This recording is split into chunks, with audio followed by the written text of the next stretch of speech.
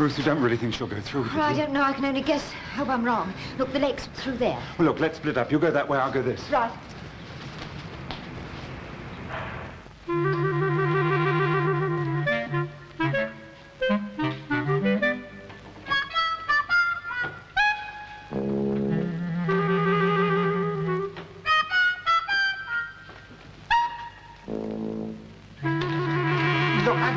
See Marilyn, is she here? Serving in the dining room. It's far too busy to see you now. Now, look, if you come back in perhaps an hour, she might see you then. An hour? Look, I should be in camp now. It'll only take 5 minutes, please. Well, OK, 5 minutes, but not 1 second more. I'll go and get her. Oh, can you sit down? I don't want the people to think we've been commandeered. Sarah! Sarah!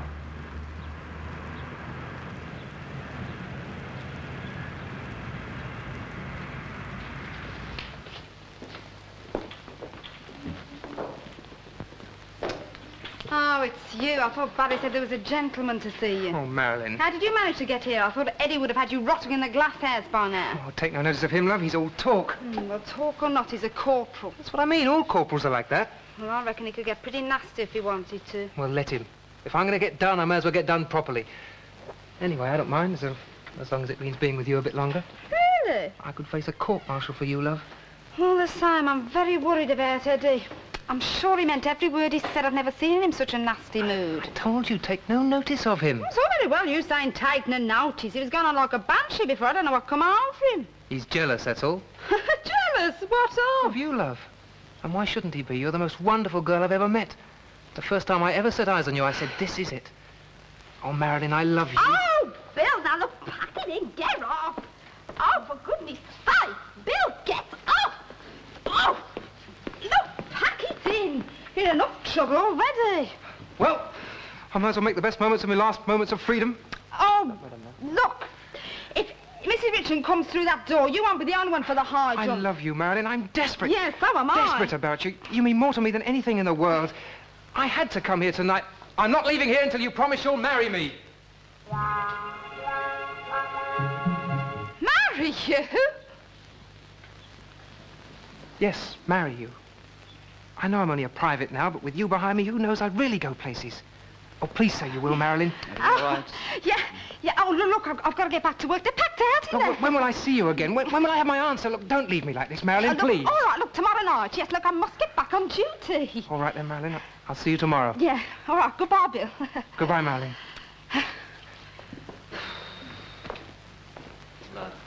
Hope I didn't interrupt anything. Oh, was I glad to see you. You seem to have made quite a hit there. Hit! You know, if the Army's half as good at fighting as they are at necking, we needn't worry about another war.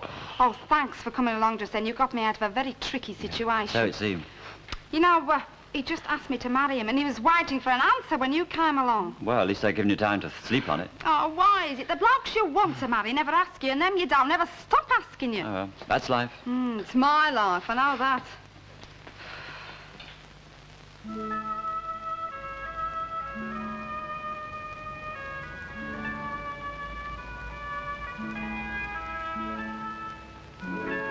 Sarah! Sarah!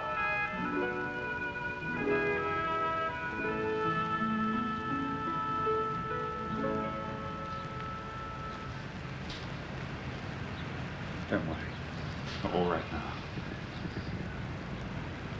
I couldn't do it.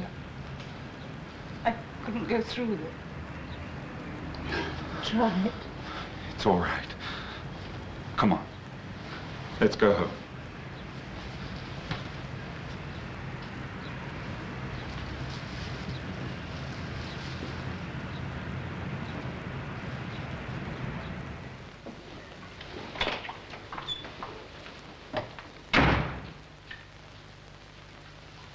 Oh, no, not another one. I couldn't face it.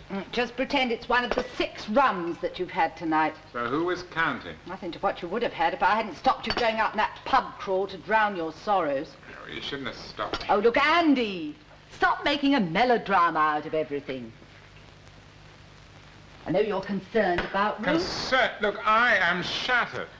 I believed in that girl. I would have trusted her with my life. I know it looks a bit odd at the moment, her rushing off with Derek like that, but I'm sure there's a perfectly reasonable explanation. Go on, drink it up. No, thanks. You know, I bet they're sitting somewhere now, just both together. Stop feeling sorry for yourself. Well, it's obvious that you're going to take her part in this. There's no point in my staying. Look, I am taking nobody's part. And if you think I'm letting you go off home in its present state, well, you've got a great think coming to you. You're in no state to go home, so come on. You're staying here for the night, whether you like it or not. Barry will put your car away. Give me your keys. Meg, why does she do it? I mean, why doesn't she tell me to her face what she was doing instead of torturing me like this and leaving me? She hasn't left you. You're only guessing. I know Ruth. She loves you. Oh, yes, so much so that she just walks out of my life on eve of our marriage with another man. Look, you don't know the facts yet, do you? What facts? Do you know something? No. Well, Meg, I mean, if she cared for me, if she really loved me, would she have walked out with Derek Maynard the way she did tonight?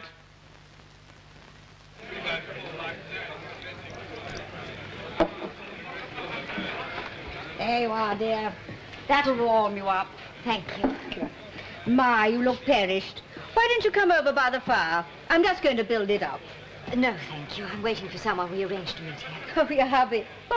I know what husbands can be like when they say they'll meet you at a certain time. Take our stand, for instance. No sense of time at all.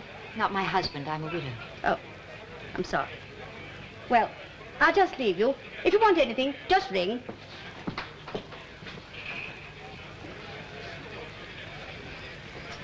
It's all right. I found her. Oh, thank God. I wish you. Oh, she's in a state of shock, but I've given her a sedative and left her in the car. Look, I want to get back home as quickly as possible, get her into bed. I just called in to fetch you. No, I couldn't face Sarah now. I can't just leave you, yeah? I'll be all right. I can get a room easily. I've seen the landlady. Come back to our place. We'll find you a bed. No, Derek, I'd rather not. You're sure you'll be all right? Yes, of course I will. You go and see to Sarah. You've got a lot of sorting out to do. Yes, I it's must best get for you back to there. talk things over quietly. I'll get back to her as soon as I can. Right. I'll be all right. What's the matter, Ruth? Oh, I've just remembered Andy. We were supposed to be having dinner tonight, and, well, with all this, I forgot about it. It's too late to ring him now, and I couldn't face it anyway, so I'll see him tomorrow. Look, I must get back to Sarah. You sure you'll be all right? Yes. Take good care of her. I will. Ruth, thank you for all your help. If anything had happened to her. I know. Sarah's waiting for you. She needs you. Bye.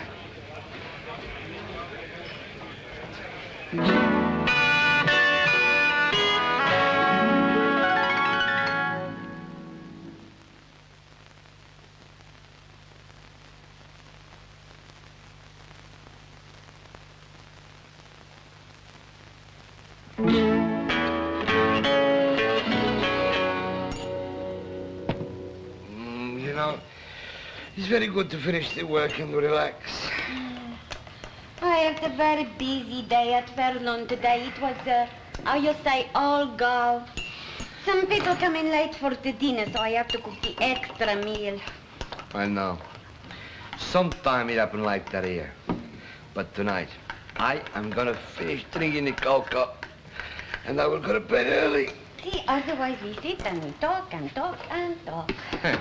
Then Marilyn come in, and it rabbit until midnight. And tonight I want to read before we go to sleep. Yes. Do you know that you always read with the light on? Well, I cannot read with the light off. And I cannot sleep with the light on.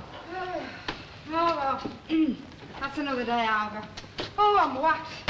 You know, all you do in this job is go home, go to bed, get up and come to work. I don't know why we do. You look tired. Do you want I should make you some cocoa? Oh, I wouldn't say now. I know, she says you want to go Oh, home. I'm not that pushed. As a matter of fact, I'd like to have a little chat with somebody. Oh, here we go, until midnight. Oh, well, if that's the way you feel, I'll put my coat on and go Well, home. take no notice of him. Carlos, if you want to go to bed now, you go. Ha! You know what happens if I go to bed? I go to sleep. Then you come up and I am awake. Now, I sit and listen to you two till midnight. Carlos. You know, Marilyn, he does not like me to read in bed. The light disturbs. Oh, he's just like my dad. He reads in bed. You know, sometimes the light's on at 2 o'clock in the morning. Well, my mum's used to it. She just sleeps through it. He smokes in bed, and also does me mum. You know, the room smells awful. I've said one of these days you're going to burn the whole house down. They've already singed the sheets thousands of times. Here you are. So,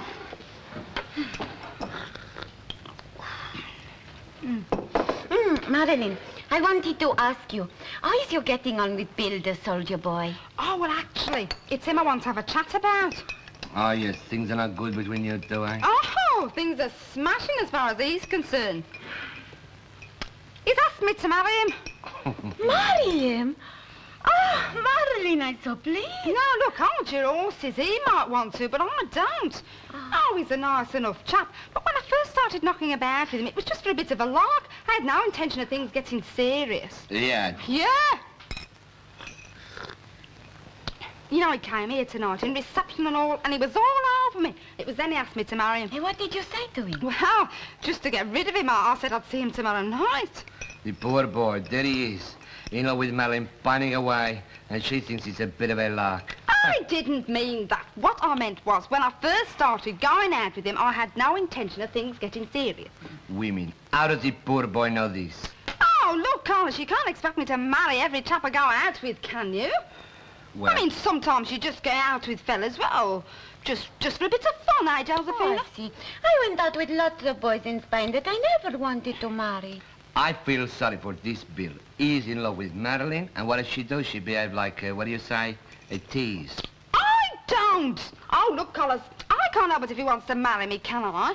Well, why don't you tell him? Why you make him wait for the answer? Why don't you tell him tonight and put the poor boy out of his misery? Oh, don't want to hurt his feelings. It's a very difficult position to be in. I know how you feel. Oh, yeah. Once there was this very nice boy in Spain that I had to turn down. Hernando Fernandez. Because I did not love him. No, she did but not love him. I found it very difficult. Yeah, it's very difficult. In the end, I had to write him the letter because I was coward. He was cross-eyed and knock-kneed, and when he dances flamenco, he's kicking up dust on the other side of the streets. Why cannot you not be honest with a man, eh? He say, I will marry you, you say, no, thank you, and that is the end to it. Well, everybody isn't as hard-hearted as you are, Carlos. Even though I don't love Bill, I know exactly how he's going to feel when I turn him down. I feel a right heel. Oh, why is it I always get myself involved like this?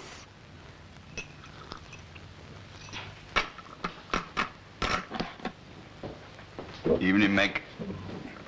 You're late back tonight? Yep. Counting the profits? I'm just checking the takings. Here you are. Here's an Irish penny for you. Oh, it might bring me a bit of luck. I could do with that. Is the bar closed? Not to residents. Oh, you working already? Oh, now, what can I get you? Beer? Oh, no, it's sherry, isn't it? No, just a brandy, I think. Very, very little one. You're not on form tonight. Not really, no.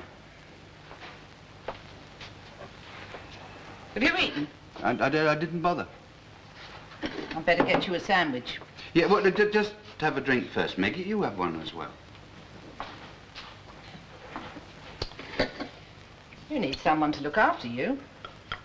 Are you offering or are you just advising? Just advising. It's a pity. How's the mural going? Oh, I don't know. I'm too close to it to know anymore. I sit and stare at the thing and it stares right back at me. Well, what do you expect it to do? Well, it suggests something. An artist and his work should be like a mother and a child. They should grow to a maturity together. And my blooming mural refuses to even be weaned. Why, what's wrong with it? Well, I don't know, Meg.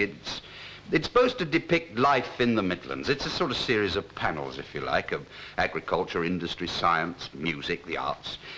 That's lovely. But it wants something in the centre, something to hold the whole thing together. How about a frame? Oh, you're sickening. What happens to you women when you get into business? You forget all about the abstract, all about beauty, all... You haven't reconsidered my proposal of marriage, have you?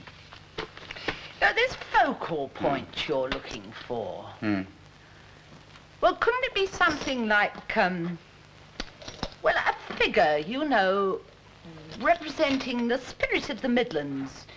You know, a sort of, spirit embodying all the, you know, the ideal spirit of a Midlander. A figure, yeah.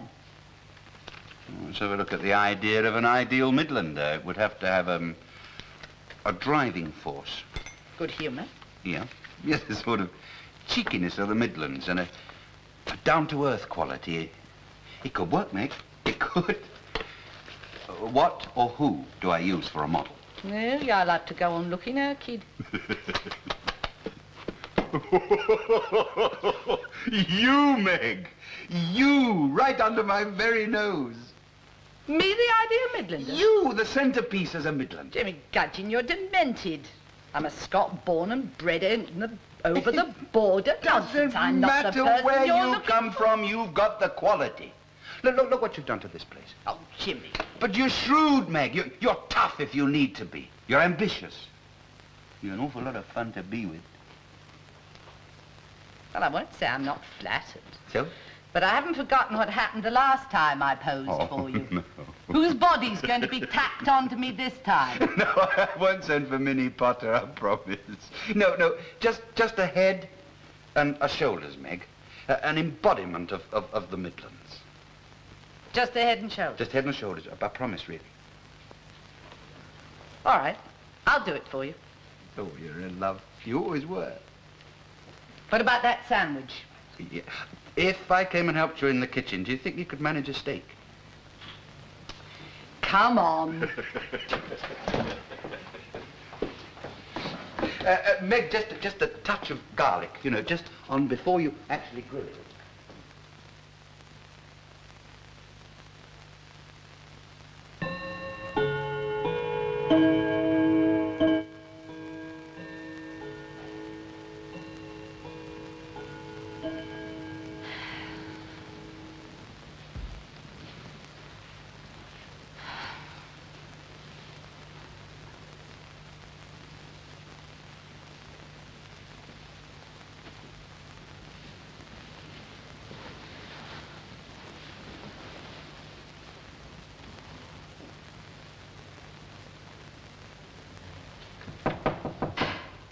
Who's that? It's me, Mrs. Bailey. Mrs. Scott. Come in. I'm sorry to bother you like this, Mrs. Bailey, but I just don't know what's going on. Going on? You did say you were a widow, didn't you? Yes, I am. Yes, I thought you did. Well, there's a gentleman downstairs. Says he's your husband. Husband, but he's dead. Are you all right, Mrs. Bailey? I'm only saying what the gentleman said. He said your brother-in-law phoned him and told him you were here, and he's come down as quick as he can. My brother-in-law Derek, but I don't understand.